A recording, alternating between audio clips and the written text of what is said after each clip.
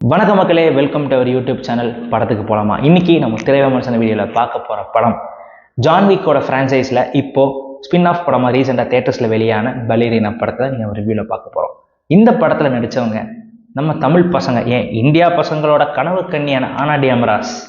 So படத்தோட review என்னன்னு தெரிஞ்சுக்கலாம். படத்தோட கதையை ஃபஸ்ட்டு தெரிஞ்சுக்கலாம். ஸோ படத்தோட கதாநாயகியோட சின்ன வயசுலேருந்து படம் ஸ்டார்ட் ஆகுது. ஸோ ஒரு கேங், ஒரு ட்ரைபுன்னு சொல்லுவாங்க இந்த வேர்ல்டில். ஸோ அவங்க ஆனா டி அமராஸ் அவங்க அப்பாவை கொல்ல ட்ரை பண்ணுறாங்க. கொன்னுட்டு இவங்களையுமே கூட்டு போக ட்ரை பண்ணுவாங்க, கடத்திட்டு போக ட்ரை பண்ணுறாங்க. ஸோ அதுலேருந்து அவங்க அப்பா அவங்கள காப்பாற்றி இவங்களை வேற ஒரு ட்ரைபு கிட்ட போய் சேர்த்துடுறாரு. ஸோ அந்த ட்ரைபு கிட்ட ஆனா டி அமராஸ் சின்ன வயசுலேயே வளர ஸ்டார்ட் பண்ணுறாங்க. 12 வருஷம் கழிச்சு இவங்க ஒரு பேலட் டான்ஸராக இருக்காங்க. சைட் பை சைடு அந்த ட்ரைப் இவங்களுக்கு ட்ரைனிங்கும் தராங்க, ஒரு அசாசின்கான ட்ரைனிங்கும் தராங்க.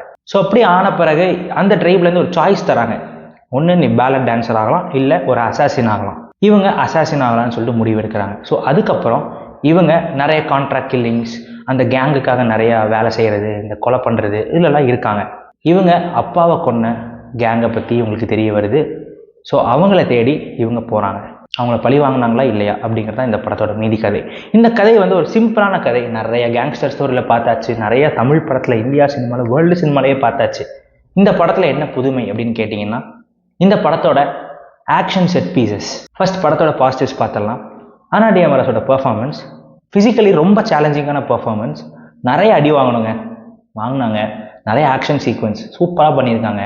எமோஷனல் சீன்ஸுமே சூப்பராக பெர்ஃபார்ம் பண்ணியிருக்காங்க. அவங்க கேரக்டரோட ஒரு டெவலப்மெண்ட் தான் இந்த படத்தோட கதை. இதுக்குள்ளே தான் இந்த ரிவெஞ்ச் ஸ்டோரி வருது. அதுக்குள்ளே சூப்பராக எக்ஸப்ஷனலாக பெர்ஃபார்ம் பண்ணியிருக்காங்க.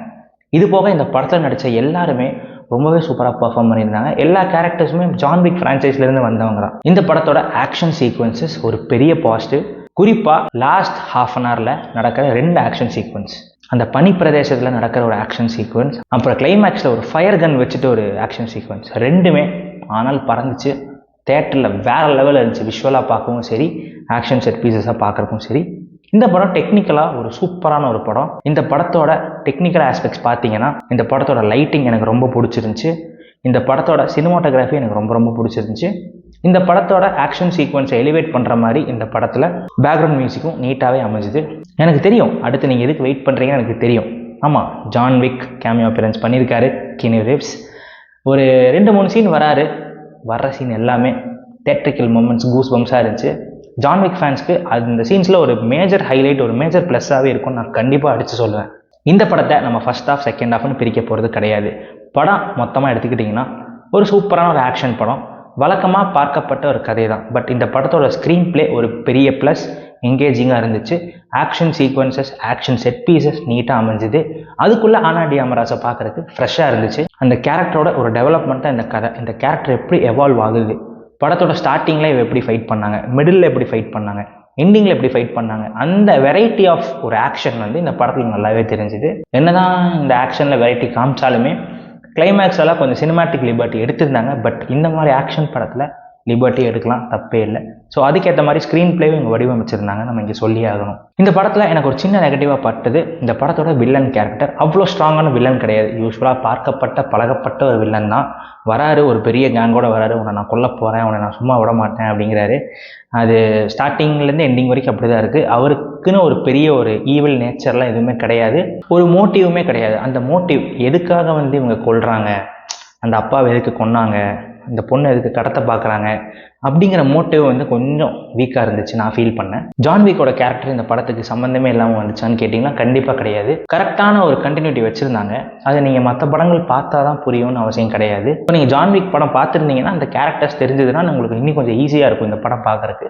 இல்லைனாலுமே இந்த படம் உங்களுக்கு புது கேரக்டர், கண்டினியூட்டி மிஸ் ஆகுறது அந்த மாதிரி எதுவுமே கிடையாது. இந்த படத்தை நீங்கள் ஒரு தனி படமாகவே தேட்டரில் பார்த்து ரசிக்கலாம். ஆனால் எனக்கு என்ன பட்டுச்சுன்னா, இப்போ வர எல்லா படங்களுமே, தமிழ் சினிமா எடுத்துக்கோங்க, இந்தியா சினிமா எடுத்துக்கோங்க, ஹாலிவுட் எடுத்துக்கோங்க, எல்லா இடத்துலையுமே அந்த கேமியோ அப்பியரன்ஸுங்கிறது ஒரு பெரிய விஷயமா இருக்குது. இப்போ ஜான் விக் கேரக்டர் இந்த படத்தில் கேமியோ பண்ணியிருக்காரு. அந்த ஒரு சீன் பண்ணலாம், பட் 2-3 சீன் பண்ணியிருக்காரு.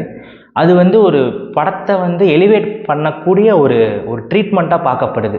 ஸோ அது ஒரு ஹெல்த்தியாக இல்லாத விஷயம் நான் ஃபீல் பண்ணுறேன். இப்போ தமிழ்லேயே பார்த்தீங்கன்னா first part, second part, universe அப்படிலாம் சொல்கிறாங்கல்ல. ஸோ அந்த கேரக்டர் இருந்தால் அந்த படம் ஓடுது. ஒரு ஒரிஜினாலிட்டி வேணும் படத்துக்கு. இந்த படத்தில் அது இல்லைன்னு நான் சொல்ல, இந்த படத்தில் இருக்குது. இதை நான் ஒரு கருத்தை அவங்ககிட்ட முன்வைக்கிறேன். இதை பற்றி நீங்கள் எதாவது சொல்லணும்னா கமெண்ட்ஸில் சொல்லுங்கள், டிஸ்கஸ் பண்ணலாம். ஸோ மொத்தமாக இந்த பலேரினா படம் எப்படி இருக்குன்னு கேட்டிங்கன்னா, உங்களுக்கு ஆனா டி அமராஸ் பிடிக்குமா? கண்டிப்பாக பிடிச்சிருக்கணும். நீங்கள் ஒரு இந்தியா பையனாக இருந்தால், தமிழ் பையனாக இருந்தால் உங்களுக்கு கண்டிப்பாக பிடிச்சிருக்கணும். ஆனா டி அமராஸ் ஃபேனாக இருந்தீங்கனாலும் சரி, ஆக்ஷன் சீக்வன்சஸ் பிடிச்சாலுமே சரி, இந்த ஃப்ரான்ச்சைஸை ஃபாலோ பண்ணாலும் பண்ணலைனாலுமே சரி, இந்த படம் தேட்டரில் பார்க்குறதுக்கு ஒரு நல்ல என்டர்டெய்னர், ஒரு நல்ல ஆக்ஷன் படம். கண்டிப்பாக தேட்டரில் பார்க்க ட்ரை பண்ணுங்கள். விஷுவலாகவும் சரி, நரேட்டிவ் வைஸும் சரி, படம் ரொம்பவே நல்லாவே அமைஞ்சிருக்கு. இந்த படத்தில் பிளட் ஷெட் கொஞ்சம் ஜாஸ்தியாகவே இருக்குது. ஜான் விக் படம்னாலே அப்படி தான் இருக்கும். இந்த படத்துலையுமே அது இருந்துச்சு. ஸோ அது மட்டும் கொஞ்சம் பார்த்துக்கோங்க. ஸோ இந்த படத்துக்கு நம்ம கொடுக்கக்கூடிய rating 3.75 stars out of 5. So மீண்டும் மற்றும் இதே மாதிரி இன்னொரு திரைவிமர்சனத்தில் உங்களை விரைவில் சந்திக்கிறேன். அதுவரை உங்களிடமிருந்து விடைபெறுவது உங்கள் சுதர்ஷன். வணக்கம். இந்த வீடியோ உங்களுக்கு பிடிச்சிருந்துச்சுன்னா லைக் பண்ணுங்கள், ஷேர் பண்ணுங்கள், பண்ணிடுங்க.